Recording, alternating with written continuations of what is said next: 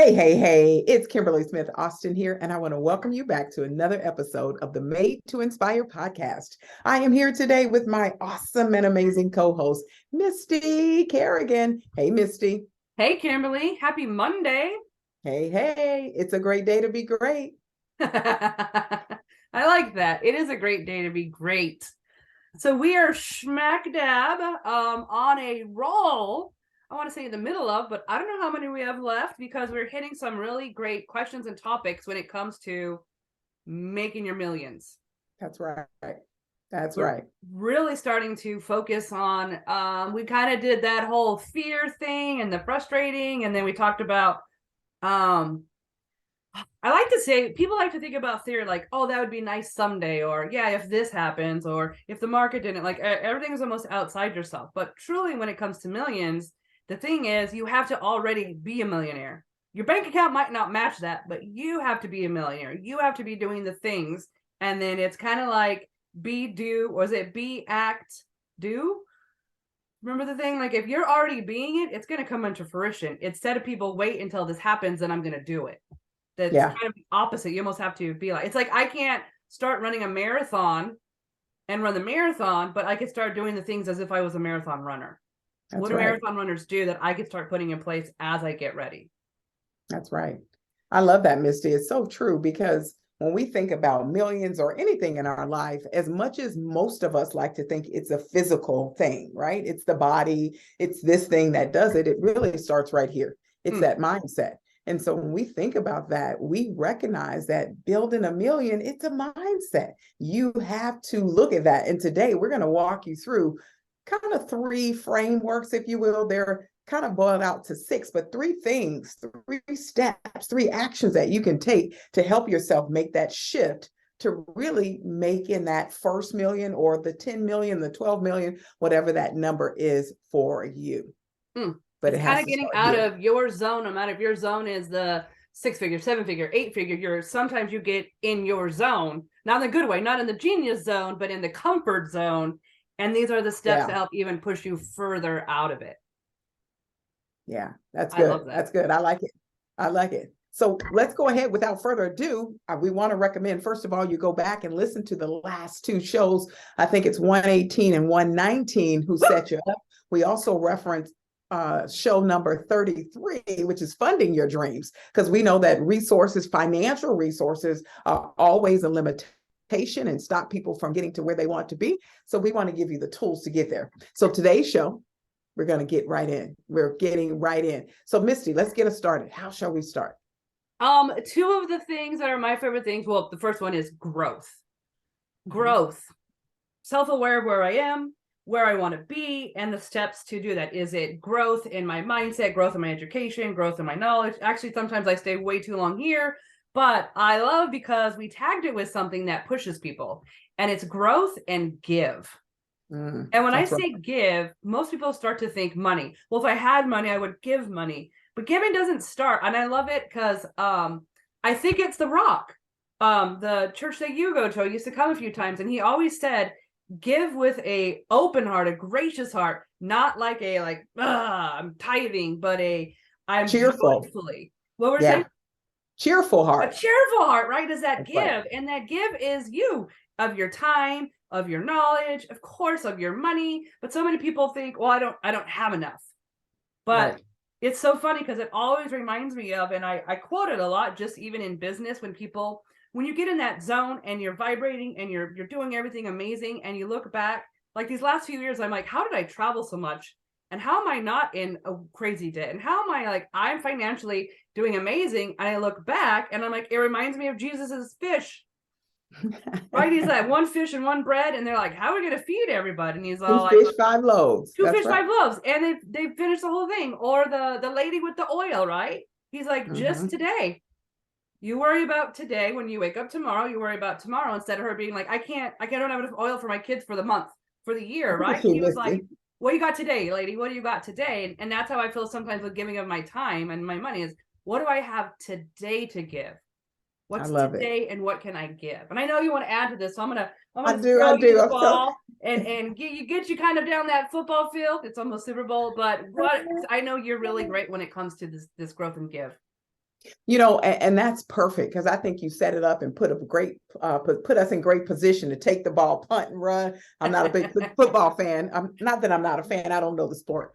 And so when I think about that, I think about growth. And when you say, "Hey, I want to be a millionaire. I want to do something," there's a couple of things that come to mind. How do you grow your mindset, which is what this is all about? Because there's things that you may want. You may want to earn $1 million, but you don't know how, or you don't know what's going to be the means in which you do that.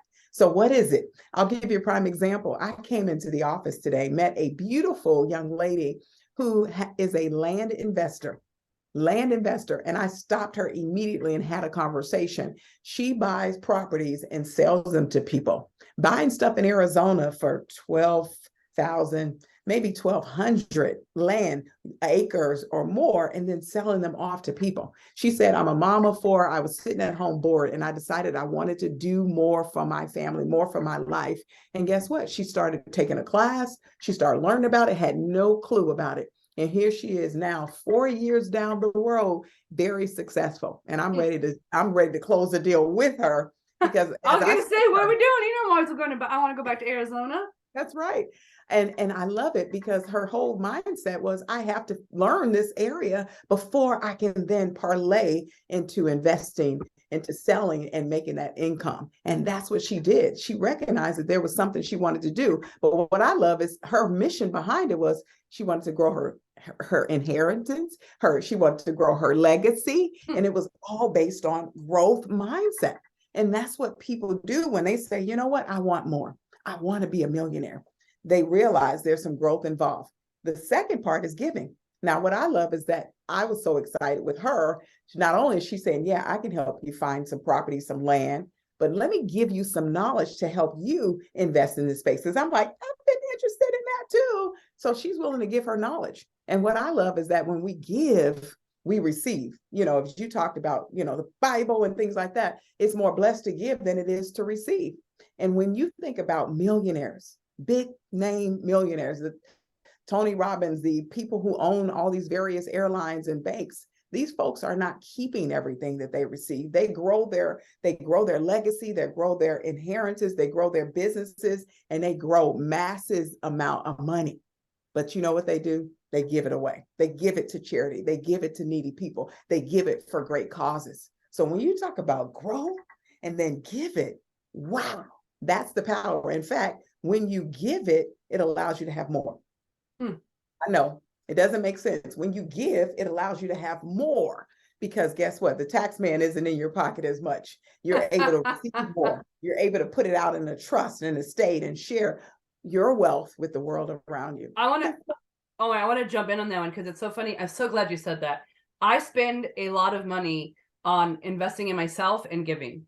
It's one of it's probably one of my favorite things when it comes to that.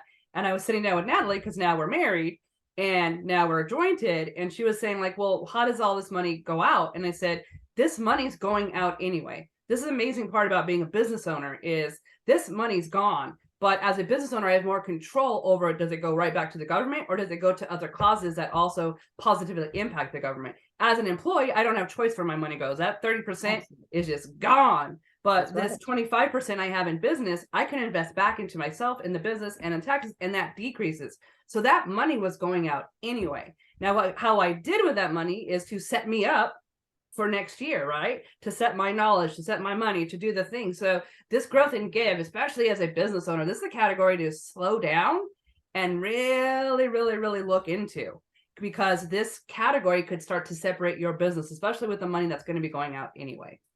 That's right. It's the slow down, the speed up concept, because that's what it's going to do for you and your organization. So right now you might be wondering, what is it that I can grow in? Where can I grow in? And then once I develop that growth, how do I give? And even when you're not at full blown growth, start giving now. Start giving now, because it will set you up for your success.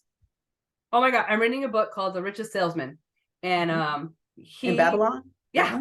Well, okay. No, the Greatest Salesman. Greatest salesman in the world, OG.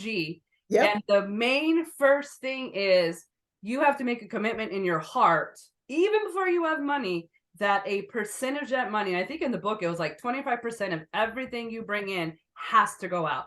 in order for the universal laws of money to work.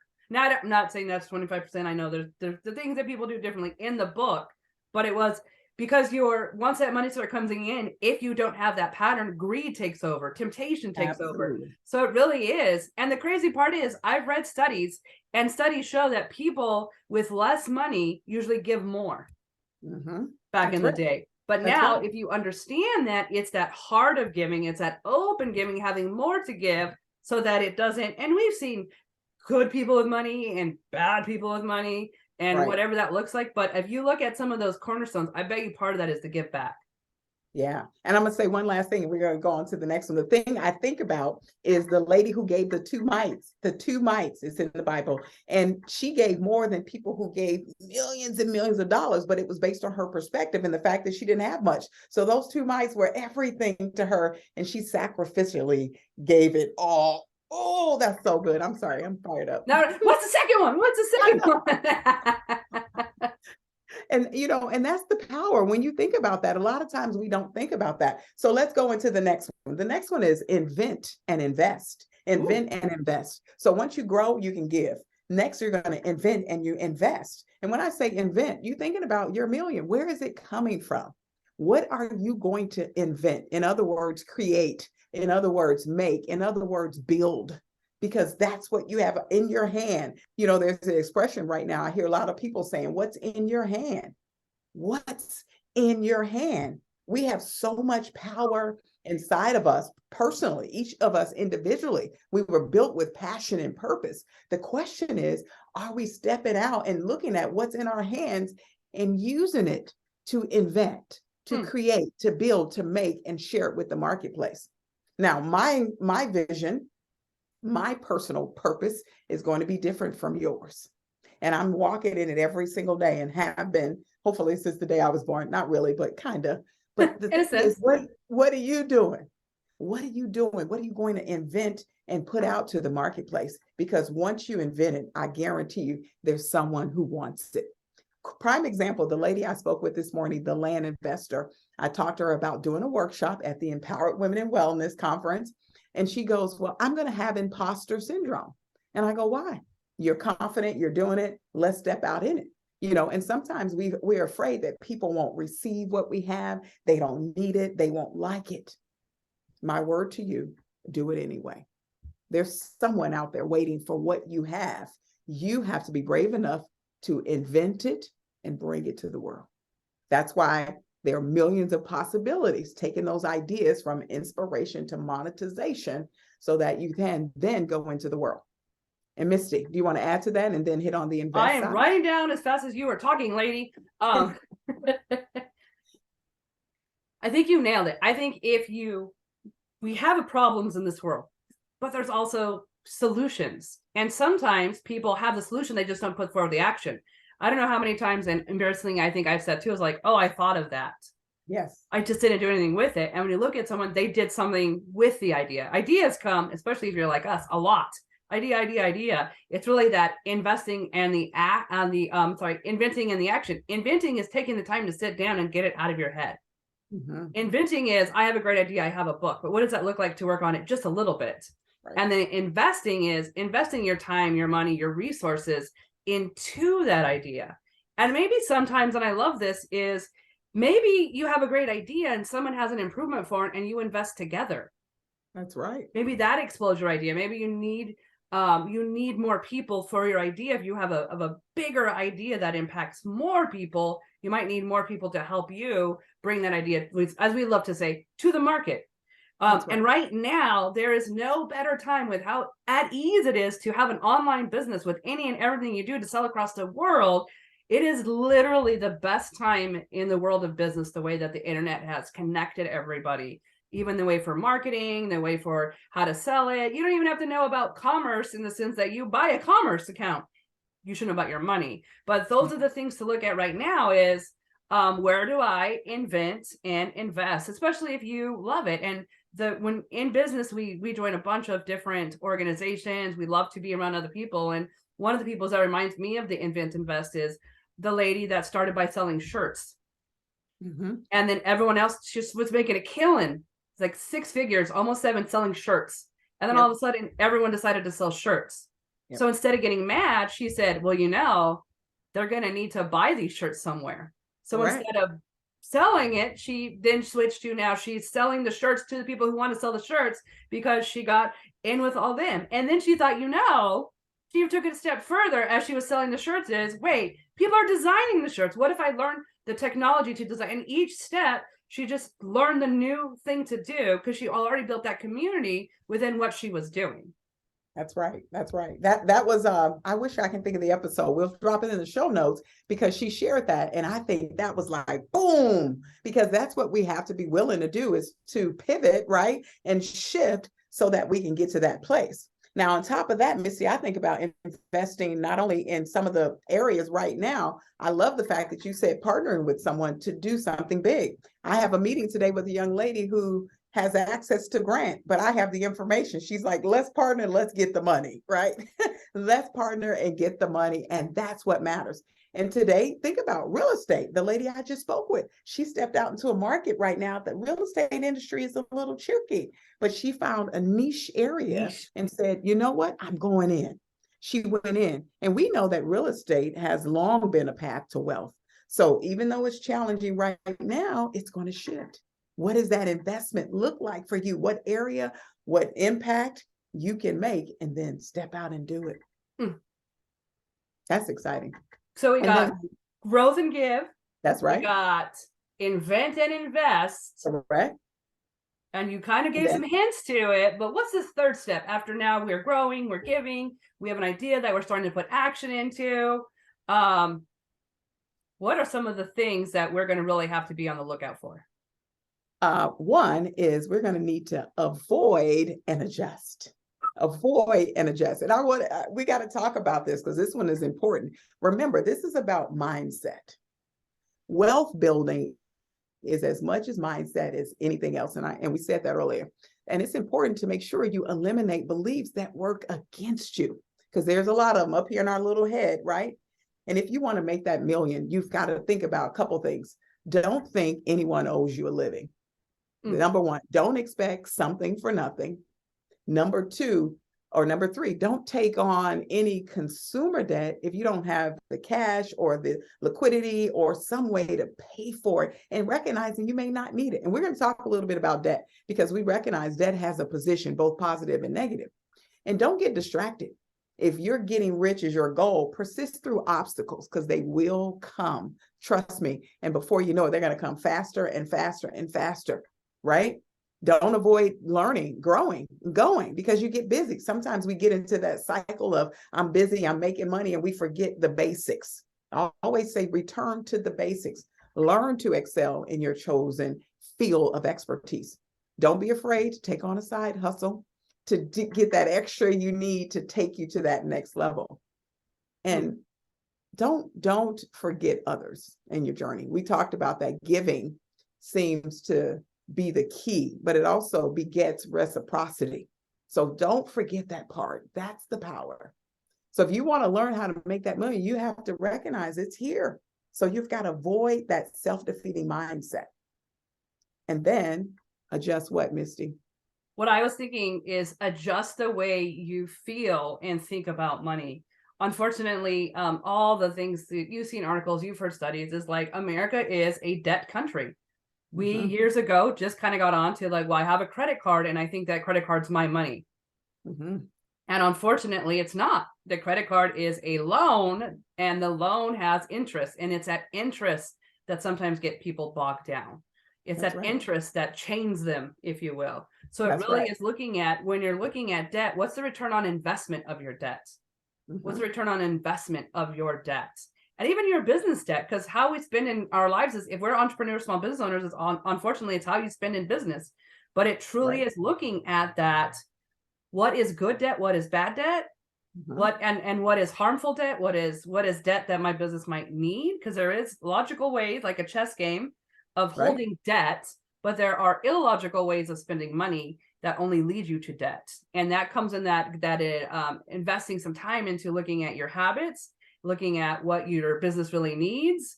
And sometimes people are able to even look at their business and cut costs that add in more money.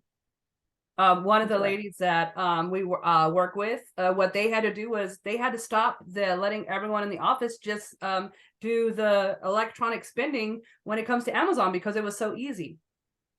Mm-hmm. I said, okay, well, we're having an Amazon free month to get everyone back in habit of working with what they have. And then we'll have one day a month where all orders will go through and be processed, because then you That's could right. keep track of it. I was like, that's a great idea. I'm going to have Natalie look into that for us. That's The right. other thing is how you spend what's coming in. I didn't mean to rhyme that. How you spend what's coming in. The other night we went on a really nice dinner, and I was super excited because I paid for it with my debit, not my credit. And normally what I would do with nice dinners, I would be like, oh my gosh, that's expensive. I don't want to pay with that on my debt. But my mindset when we started working, I forget which book we read, Kimberly, but it really was, if I don't have it in my account, I'm not going to go out. I don't need to. But if it's in my account, that means I've worked up to it, and it's something that we want to reward ourselves with. So it was something to look at for me, was not that impulsive, let's go out and spend, but let's budget monthly categories. So how much am I giving? How much am I spending on fun? How much am I investing back? But when I could monitor it, I can control it. That's right. Now I just do that with my weight, Yeah. and life will be so much better. Well, you know, we all have those areas where we're still working on. We are work in process. And that's the beautiful thing is I love is that when you avoid certain things, but yet make those adjustments to your lifestyle, to your spending, to how you even see things, right? Our life will really be dependent upon that, how we see things, our perspective, and be open to the shift in perspective. Because I know there are things that I've encountered in my life that I thought were never, ever, ever going to happen. And something happened. I saw it a different way. And guess what? As a result of that, I live differently. So when you talk about those types of things, good debt and bad debt, knowing how to position it so that you still win, that's the key. That's the key. And I know having a credit score over 800 is favorable. And some people go, well, no, yes, no, yes, you can do and have anything you want in the whole wide world when you have high credit scores and you have some liquidity and leverage to get those things. But when you don't, you can't and you won't. So we're here this week. It really is truly about what you give, you get back, and what you give, you might be giving too much to debt. You're going to get back more debt. That's how the law works.